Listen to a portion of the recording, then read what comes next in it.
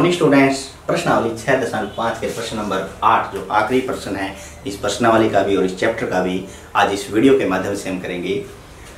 पहले इसकी स्टेटमेंट पढ़ लेते हैं कि एक समचतुर्भुज के विकर्ण 16 सेंटीमीटर और 30 सेंटीमीटर है, इसका परिमाप ज्ञात कीजिए। अब समचतुर्भुज हमारे पास एक इस प्रकार की आकृति होती है जिसके विकर्ण एक दूसरे के ऊपर लंब होते हैं, 90 डिग्री कोण बनाते हैं। तो यहां से हम इनको मिला देंगे तो ये हमारे पास एक समचतुर्भुज होगी। इसको कोई भी नाम हम दे देते हैं P Q R S। और यदि यहाँ ये O पर इसके विकर्ण मिल रहे हैं और ये विकर्ण यदि हमारे पास 30 सेंटीमीटर का है, ये पूरा बड़ा विकर्ण, और ये विकर्ण 16 सेंटीमीटर का है, तो समचतुर्भुज के विकर्ण हमेशा समकोण पर समद्विभाजित करते हैं। 90 डिग्री पे एक दूसरे को वो समद्विभाजित करेंगे। अर्थात ये पूरा विकर्ण यदि 30 सेंटीमीटर का है तो ये आधा यहाँ तक विकर्ण हमारे पास 15 सेंटीमीटर का बच गया, आधा। और ये विकर्ण यदि पूरा का पूरा QS 16 सेंटीमीटर का है तो यहां से यहां तक कितना बच गया, ये इसका आधा बच गया 8 सेंटीमीटर।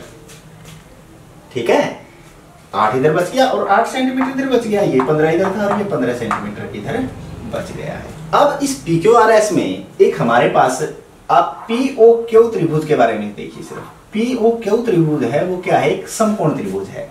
समकोण त्रिभुज है ना, तो इसके सॉल्यूशन में हम लेंगे कि हमारे पास कर्ण हमें ज्ञात करना, देखो 90 डिग्री सामने वाला, तो PQ की शक्ति 2, आधार हमारे पास कितना है PO की शक्ति 2 जमा यहाँ से OQ या QO की शक्ति 2 के बराबर हमारे पास आएगा। ठीक है, अब यहाँ से PQ की शक्ति 2 किसके बराबर आ गया, PO कितना है 15 की शक्ति 2 जमा QO है 8 की शक्ति 2।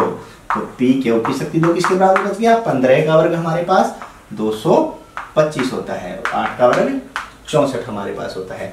तो इसको जोड़ें, हमारे पास जोड़ेंगे तो 289 आ गया हमारे पास, और 289 17 का वर्ग होता है।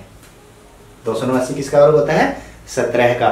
ठीक है ना, 17 को 17 से गुणा करके देख लें आप, 7 49 4 7 एकम 7 14 और 4 18 1 2 289 इनकी गुणा आएगी। जब 17 को 17 से गुणा करेंगे तो 17 का वर्ग हमारे पास 289, PQ की शक्ति 2 17 की शक्ति 2 के बराबर है, तो PQ हमारे पास क्या आ गया 17 आ गया। और वो सेंटीमीटर में है तो ये भी सेंटीमीटर में हमें लेना है। तो PQ 17 सेंटीमीटर हमारे पास आ गया। और PQ क्या है, PQ है समचतुर्भुज की भुजा। समचतुर्भुज की भुजा हमारे पास क्या आ गई, 17 सेंटीमीटर आ गई। समचतुर्भुज भुजा 17 सेंटीमीटर आ गई। और समचतुर्भुज का परिमाप, क्योंकि हमें परिमाप ही ज्ञात करना है, ध्यान रखना है, सिर्फ ये भुजा ही नहीं ज्ञात करनी है। ठीक है, समचतुर्भुज का परिमाप हमारे पास क्या होगा।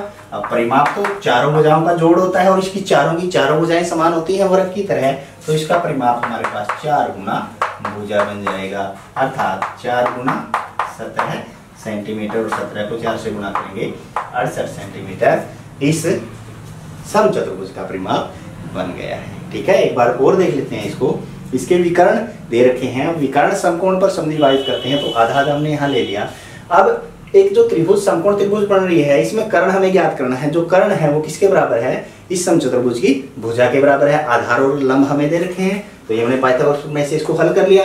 हल करने के बाद जो समचतुर्भुज की भुजा आई है उसको 4 से गुणा करके, या उसी को 4 बार जोड़ के 17 जमा 17 जमा 17 जमा 17 4 भुजाओं का जोड़ ही आएगा ना ये तो समचतुर्भुज का, यदि परिमाप ज्ञात करना होगा। और वो जोड़ के या फिर 4 से गुणा करके सीधा हम इसका परिमाप ज्ञात कर सकते हैं, जैसा कि हमने अभी किया है। तो आशा है कि ये पूरी प्रश्नावली और ये पूरा चैप्टर आपको अच्छे से समझ में आ गया होगा। अब अगला चैप्टर देखने के लिए हमारे साथ बने रहें, तब तक के लिए बाय बाय।